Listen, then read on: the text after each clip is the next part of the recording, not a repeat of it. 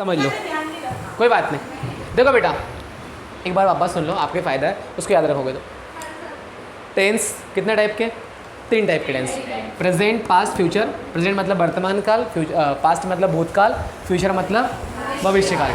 ठीक है, सिंपल। इसके हर टेंस के कितने टाइप होते हैं? 4 टाइप। पहला होता है सिंपल या फिर इंडिफिनिट, दूसरा होता है कंटिन्यूअस, तीसरा होता है परफेक्ट, चौथा होता है परफेक्ट कंटिन्यूअस। कैसे पढ़ते हैं? Present simple, present simple, past simple and future simple. वैसे present continuous, past continuous and future continuous, वैसे इसको पढ़ेंगे present perfect, past perfect and future perfect. ठीक है, इसको अपना कौन सा है? परफेक्ट कंटिन्यूअस ना। Present perfect continuous, past perfect continuous, future perfect continuous. चलिए, बात करी थी मैंने एक छोटी सी बात कि प्रेजेंट सिंपल पहला पढ़ेंगे, उसकी जो पहचान होगी वो क्या होगी? तातेती आकर हे हूँ आए। मतलब जिस सेंटेंस में लास्ट में क्या आता है? तातेती आकर हे हूँ आता है, उसको बोलते हैं प्रेजेंट सिंपल। ठीक है, क्या बोलते हैं? Present simple. जैसे मैं खाना खाता हूँ, पानी पीता हूँ, उठता हूँ, बैठता हूँ, रोता हूँ, गाता हूँ, सुनता हूँ, बोलता हूँ, चलता हूँ, फिरता हूँ, नाचता हूँ। ठीक है, पढ़ाता हूँ, सीखता हूँ, लेट आता हूँ, बाटी खाता हूँ। ठीक है, कुछ भी वैसा बोल दूँ ना मैं तो क्या होगा? चॉकलेट खाता हूँ। ये सब क्या है? प्रेजेंट सिंपल के सेंटेंसेस है। लेकिन हिंदी में इसको इंग्लिश में बोलेंगे तो सीखेंगे हम। हेल्पिंग वर्ब होती है, जिस प्रकार से हमारे दोस्त हमारी हेल्प करते हैं उसी प्रकार से एक हेल्पिंग वर्ब होती है। डू और डज। डू का यूज़ हम करते हैं प्लूरल सब्जेक्ट के साथ और डज का यूज़ सिंगुलर सब्जेक्ट के साथ करते हैं। ठीक है, बात करते हैं सिंगुलर की। ही, शी, इट, नाउन, ये सिंगुलर होते हैं।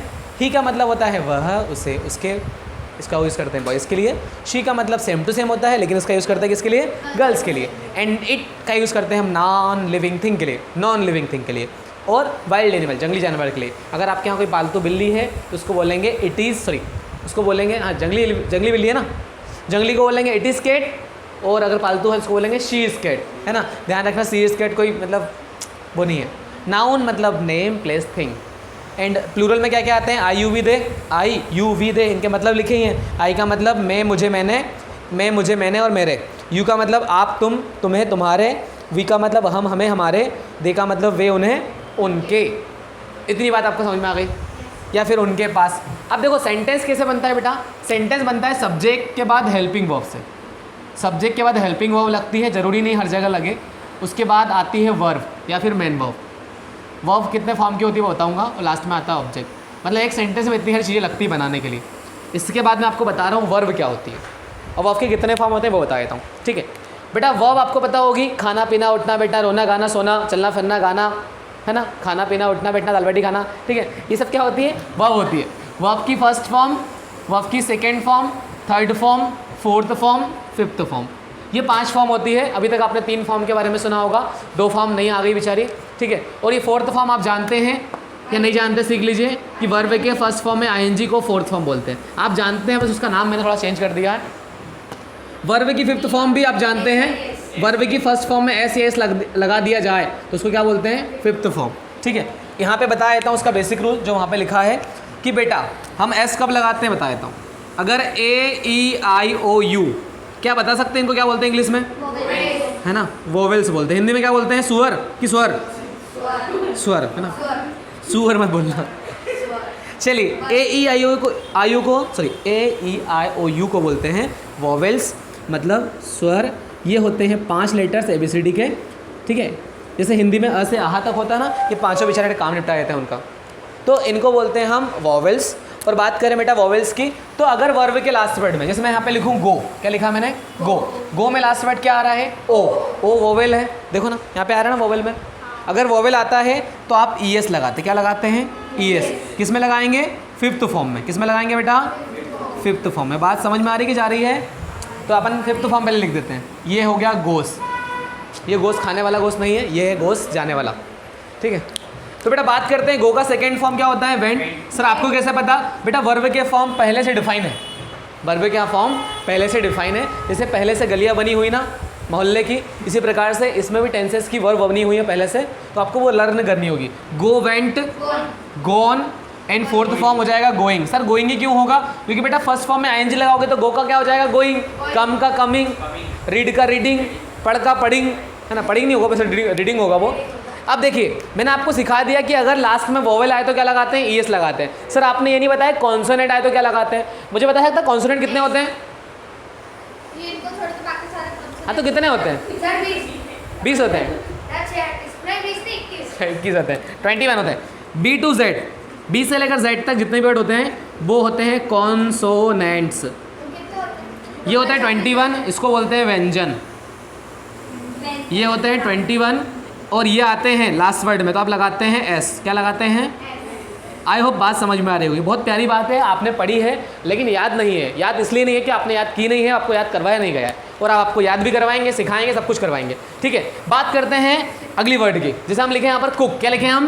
कुक। कुक का मतलब होता है खाना पकाना। क्या होता है? खाना पकाना। तो आप लिख दो सिर्फ पकाना, हम समझ जाएंगे क्या पकाना है। ठीक है, बाकी आपकी मर्जी हो तो आप किसी को पका भी सकते हो। जैसे कभी कभी आपके दोस्त आपको पकाते होंगे, है ना, तो वो कुक नहीं करते हैं, वो आपको बोर करते हैं, वो बोर होता है। ठीक है, ये देखो बोर खाने वाली बच्ची बता रही है। चलिए, इसका सेकंड फॉर्म होता है कुक्ड। क्या होता है? कुक्ड। सर सभी जगह ईडी लगेगा? नहीं बेटा, बता दूंगा कहाँ पर ईडी लगेगा। कुछ वर्ड्स बहुत सारे अपने पास हैं, एक पीडीएफ भेजूंगा मेरे पास है यार, उसमें बहुत सारी वर्ब है, हम सीखेंगे। देखो मेन पता है, इंग्लिश में एक दिक्कत जाती है बच्चों को, सिर्फ मीनिंग पता नहीं होते। और मीनिंग कैसे पता होंगे बेटा? जब आप उसको लर्न करेंगे, जब उसको पढ़ेंगे। देखो पता है हम सीखते कब हैं? जब हमें प्रॉब्लम्स आती है। बिना प्रॉब्लम के सीखते नहीं हैं। क्योंकि सर प्रॉब्लम क्यों जाएगी सर पढ़ेंगे तो? बेटा पढ़ेंगे तो प्रॉब्लम तो जाएगी ना। हम चलते हैं या दौड़ते हैं तो पाँव दुखते हैं कि नहीं दुखते हैं? ज़्यादा खाते तो पेट दुखता है कि नहीं दुखता है? तो पढ़ाई में नुकसान नहीं होता है, बस इतना है कि ज़्यादा खाने से नुकसान हो सकता है। ठीक है, ज़्यादा खाने से नुकसान हो सकता है। कोई पर्सनली लाने नहीं इस बात को, ठीक है, मैं किसी को नहीं बोल रहा हूँ, मैं तो बता रहा हूँ एग्जाम्पल के लिए कि हम ज़्यादा खाते हैं तो पेट खराब होने की समस्या हो जाती है, सीधी सी बात है। तो बात करें बेटा कुक का, तो कुकिंग हो जाएगा। और मुझे बताइए कुक का लास्ट वर्ड क्या है बेटा? के है के। सो के इज कॉन्सोनेंट और वोवेल? कॉन्सोनेंट है। और मैंने क्या बताया, जब कॉन्सोनेंट वर्ड आता है तो वर्ब के लास्ट फॉर्म में क्या लगाएंगे? एस लगाएंगे। तो आप समझदार लोग हैं बहुत ज़्यादा, तो आप लगा देंगे कुक्स। क्या हो जाएगा ये? कुक्स। और देखते हैं कुछ वर्ब। देखिए आप बताइए, चले एक बच्ची ही बताती है वर्ब। बेटा एक वर्ब बताइए आपके मन से कोई सी भी, 5 सेकंड का समय आपके पास। एक मेक। चलिए इस बच्ची ने बताया है मेक। बेटा इसकी सेकंड फॉर्म बताइए। मेड। मेक्ड नहीं आएगा, इसके सेकंड फॉर्म होगी मेड। मेक का मतलब होता है बनाना, कुछ भी जैसे बनाते हैं ना, पतंग बनाना, किसी को उल्लू बनाना। ठीक है, तो वो भी इसी को बोलते हैं हम। बोलते ना आई मेक यू फूल, मैंने आपको मूर्ख बनाया, I made you fool. So make, made, made and यहाँ पे हो जाएगा मेकिंग। एक बात और बताता हूँ प्यारी सी आपको। बेटा अगर यहाँ पर कोई वर्ड है जिसमें लास्ट में ई आ रहा है, क्या आ रहा है? ई। क्या आ रहा है? ई आता है, तो आईएनजी वाले में हम ई हटाकर आईएनजी लगाए थे। क्या लगाते हैं? ई हटाकर। कोई बुरा नहीं मानता इसमें, आप हटा दो उसको, कोई दिक्कत नहीं, कोई कुछ नहीं बोलेगा। ठीक है, मेकिंग हो गया। अब बात करें लास्ट वाले वर्ड में, देखो हमने चेक किया कि यहाँ पर फर्स्ट वाले में क्या वर्ड आ रहा है? ई। ई वोवेल है कि कॉन्सोनेंट है? वोवेल है। वोवेल आएगा तो ई एस लगाएंगे, एस लगाएंगे, ई एस लगाएंगे। तो ई पहले से तो एस लगाएंगे कि ई एस लगाएंगे? एस लगाएंगे, क्योंकि एक मियान में 2 तलवार नहीं रह सकती। रह सकती है क्या? रह सकती है, लेकिन वो तलवार की मियान फट जाएगी बेचारी। ठीक है, तो ये मेक का हो जाएगा मेक्स। ई पहले से है, हमने यहाँ पर लगाया ई एस है, लेकिन हम उसको ओनली एस बोल रहे हैं क्योंकि हमने एक्चुअल में एस ओनली एस लगाया है ना, लेकिन एक फॉर्म से देखा जाए तो हमने एस लगाया। चलिए बेटा एक बार आप बोलिए।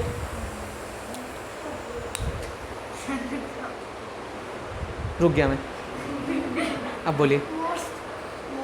एक मोस्ट एक वर्ब हो सकती है क्या? मोस्ट का मतलब होता है ज़्यादा, ये वर्ब नहीं बेटा, दूसरी बोलिए। जिसमें कुछ एक्शन हो। मोस्ट में क्या एक्शन? ज़्यादा। डांस। हाँ डांस हो सकता है, आपने बोला। ठीक है, डांस का मतलब होता है बेटा डांस करना। डांस का मतलब होता है डांस। देखो डांस एक ऑब्जेक्ट भी है, वर्ब भी है, दोनों है। देखो डांस का मतलब डांस हो गया, डांस डांस।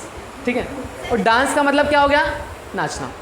2 चीज़ें हो गई। एक, हाँ बोलिए। सर इसमें एक्शन होता है वो बोलना है ना? हाँ, जिसमें कुछ काम। देखो डांस का मतलब होता है डांस करना, और अरे अकेला एक जो वर्ड है डांस, उसका मतलब होता है डांस।